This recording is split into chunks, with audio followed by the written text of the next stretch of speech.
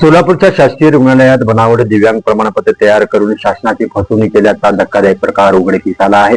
45% अपंगत्वाचे बनावट प्रमाणपत्र तयार करून त्याचा गैरवापर केल्याप्रकरणी शहर गुन्हे शाखा पोलिसांनी मोठी कारवाई करत शासकीय रुग्णालयातील 2 लिपिकांसह एकूण 6 जणांना अटक केली आहे. या प्रकरणामुळे सरकारी यंत्रणांमधील दस्तावेज पडताळणी प्रक्रियेवर गंभीर प्रश्नचिन्ह निर्माण झाले आहेत.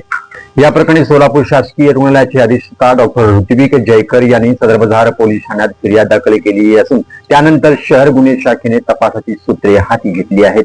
बनावट कागदपत्रांच्या आधारे दिव्यांग प्रमाणपत्र प्राथमिक तपासात आरोपींनी बनावट पत्त्याचे पुरावे आणि खोटे आधार कार्ड तयार करून 45% अपंगत्वाचे दिव्यांग प्रमाणपत्र मिळवल्याचे समोर आलंय. या प्रमाणपत्रांचा वापर शासकीय नोकरी आरक्षण तसेच इतर शासकीय योजनांचा लाभ मिळवण्यासाठी करण्यात आल्याचा संशय व्यक्त केला जात आहे. या प्रकरणात पोलिसांनी खालील आरोपींना अटक केली आहे.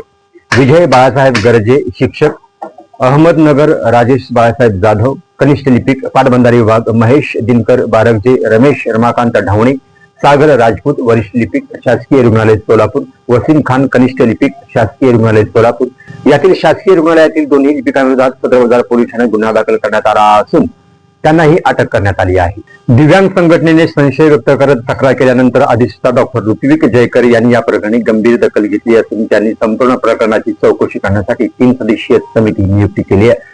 समितीच्या अहवालात अनियमितता आढळल्यानंतर पोलिसांकडे अधिकृत फिर्याद देण्यात आली आहे. या घटनेने शहरात खळबळ उडाली आहे.